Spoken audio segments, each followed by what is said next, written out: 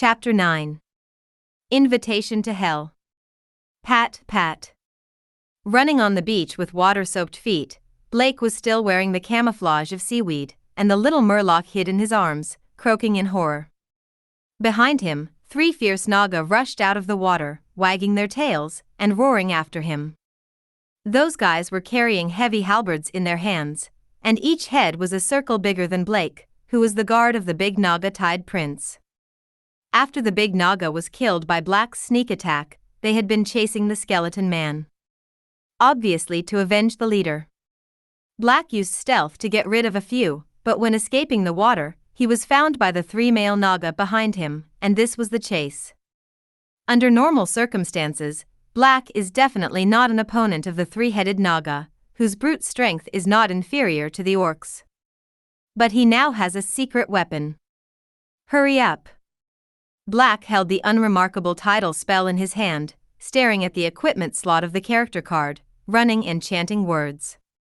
He stared intently at the entry for the Tide Charm, and the cooling down prompt was not getting any better. But count the time, it should be fast. WRLGMMGLGLGM. The little fishman in his arms was restless, probably sensing the murderous aura of the naga behind him, so the little guy clenched his claws and let out a shrill scream. Seems to be encouraging Black to turn back and kill the pursuer. Of course, the man with ribs wasn't impulsive to that extent, but his left hand was already on Werther's leg at his waist. Humph, as long as my little artifact is cooled down, your end will come. Blake thought so. Still urging, it seems that this will make the cooldown time of magic items faster. A few seconds later, the fastest naga was less than 10 meters away from Blake, and the guy had already raised the halberd in his hand and made a throwing action. At this distance, with the brute force of the male naga, as long as the halberd hits, Black will be nailed to death. Swish! A ray of light flashed on the Tide Charm. The running rib-bone man made a sudden stop, his body swayed, and with the kinetic energy of the rush, he rushed back in the opposite direction, causing the 3 nagas behind him to be stunned. This is to die? Roar! The 3-headed naga roared, their snake-like eyes gleamed with vicious light, and they raised their weapons to hack this vile sneak attack and avenge the Nazgak prince. And Blake, who rushed back in the opposite direction, had the same idea floating in his heart. He wanted to hack the 3 naga in front of him to verify the power of the little artifact he just got. Near. Close. The estimated distance is definitely 30 yards. Black held the Tide Charm in his right hand, and raised White's leg in his left hand. At the moment when Naga's halberd was cut down in front of him, he activated this magic spell. Boom! At this moment, the loud sound of the tide hitting the shore sounded in the ear, and a magic power exploded from the palm of the hand, like a roaring tide roaring down towards the side. The 3-headed naga beside him seemed to be hit by an invisible heavy punch, slamming his head on the head, and shaking his body at the same time, as if he was drunk, becoming crooked. The cut halberd also became soft and was easily dodged by Black. Boom! White's leg slammed into the nearest naga's eye, and at the same time as the blood burst, Blake pulled out the dagger from his waist, jumped up, and stabbed straight, the blade pierced from Naga's eye into his brain. Again, in the twisting of Blake's wrist, he made a mess of his small brain. The 2 weapons were pulled out in an instant, and the left and right hands were raised at the same time, launching a brutal attack on the 3rd naga. After 3 seconds, the last naga woke up. He saw Blake's right fist clenched and quickly zoomed in front of it. Boom! The heavy punch hit the soft, scaly forehead directly, and Naga, who had just woken up, was beaten again. Kultiron stunt. Fist of the Tide. 1 punch will open your head. This powerful punch made the huge Naga take a step back, followed by the skull-shattering blow of White's leg, and the frantic piercing of the poisoned dagger. Boom! The last male naga fell on the beach with unwilling anger, and was kicked by Black again, turning over like a dead snake. Good stuff. Blake, who won 1 against 3 and 1 without injury, shone with undisguised joy in his eyes. He stroked the spell in his hand. To be honest, it was a little inconspicuous. It was a white round stone, a bit like a pebble, but very smooth. There is also a blue engraving on the surface, much like the color of the sea. Its quality is not high, it's just excellent quality. Without any attribute entries, it looks a bit useless, but the only magic attached to it makes it reborn. Black doesn't quite understand whether title shock is the orthodox magic of mages. But he had already experienced the powerful effects of this magic firsthand. Just like he used this spell in the game, this spell can make everyone around him compulsively stunned for 3 seconds regardless of the level, and the chance of being exempted is very small. It is also called PK artifact by various players. The eyes of noble players are quite high, and this unremarkable title spell was once sold for a very high price, and even gave birth to a group of second-order dealers who specialize in squatting. The reason why Blake remembers this thing so well is because he was one of those second-order dealers. However, what does this broken mean? Blake rubbed his chin and looked at the status of the Tide Charm entry in the equipment column of the character card. The broken word made him very concerned and curious. Actually, if you think about it carefully, it is logically impossible for an excellent quality accessory to have such a powerful effect. Could it be that this little artifact can still be repaired? He thought.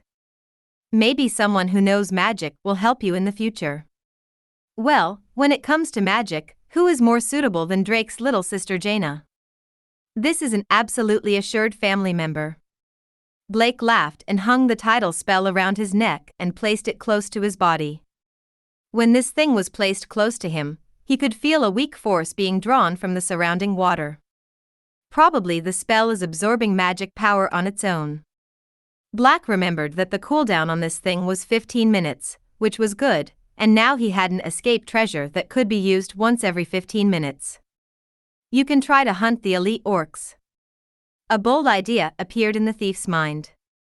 He couldn't help rubbing his hands, feeling a sense of movement in his heart. He was forced into a coma for 3 seconds. With his current skills, he could easily kill an elite orc. Can you draw souls?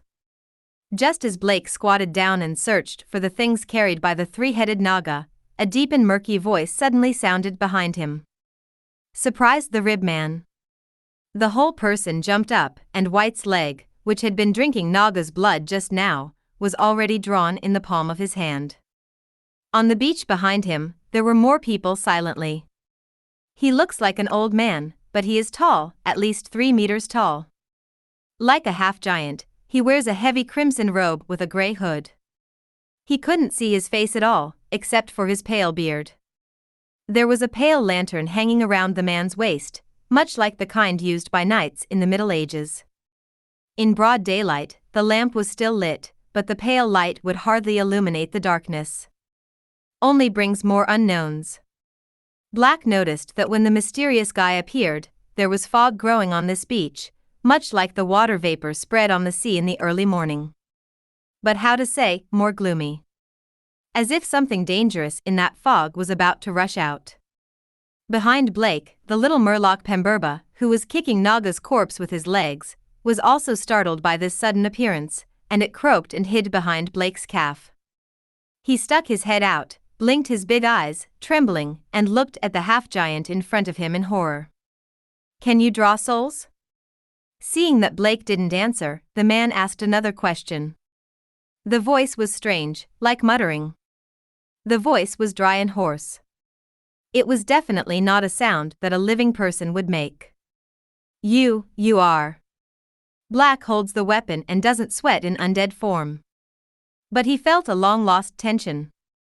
He looked up and down the 3-meter-tall half-giant in front of him, his eyes suspicious. He always felt that the guy in front of him was very familiar, as if he had seen it somewhere. Especially the black lantern on his waist. The ominous pale light emanating from it seemed to be the abyss of hell? Blake asked back.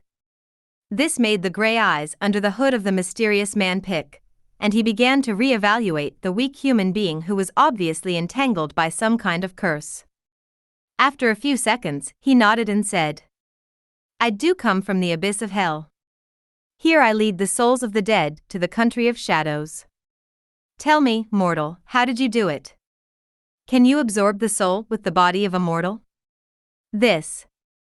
Blake glanced at the corpse of the three-headed Naga next to him, and he probably guessed what the soul attractor of the Queen of Hell in front of him meant by absorbing the soul. But Blake wouldn't use such wicked terms. He would only say that he gained valuable experience after killing the enemy. Probably a talent. He answered vaguely. In order to show goodwill, he inserted the weapon back into his waist, but he couldn't beat it anyway, so it would be better to be more stylish. He spread out his hands to the soul attractor in front of him and said, "There will always be a lot of aliens born in this world. For example, I know that there is a mage in Dalaran who is plagued by bad luck. Wherever he goes, disasters will break out there. But he was very lucky himself, and he would be unscathed if all his teammates died. For another example, I also know that there is a powerful mage in the far southern border. He has been possessed by demons since he was a child. Besides, absorbing souls is very common in this era, and it can be done by any orc warlock. Isn't it worth your surprise?" Indeed. The soul-inducing person in front of him nodded in agreement, and he said with a hint of dissatisfaction, "Since the orcs invaded Azeroth, the souls that should be harvested from hell have been decreasing. Those nasty warlocks who draw souls at will, trade with demons with currency that never belongs to them. They disturb the precious balance of life and death. They will be punished eventually." After he finished speaking, he stopped, looked at Blake again, and said, "But it's intriguing that someone who came back from the dead, someone who wasn't a warlock, could do this. You should have boarded my Nagfar the moment you died. Join me on a direct flight to hell and become a mist warrior under Queen Hela. But I haven't seen you in recent wars. Those souls who died under the Cosmodan Sea kept calling your name, even after death, they still longed for their noble prince to command them. You escaped death's invitation." The soul attractor's left hand was placed on the pale lamp around his waist. The fog behind him grew thicker and he said in that grunting voice, "This is impolite, so I came to pick you up on purpose. Prince Drake Proudmoore, the dead, come with me. The hell under the shadow of Orwald, the noble Queen Hela, is waiting for your distinguished guest."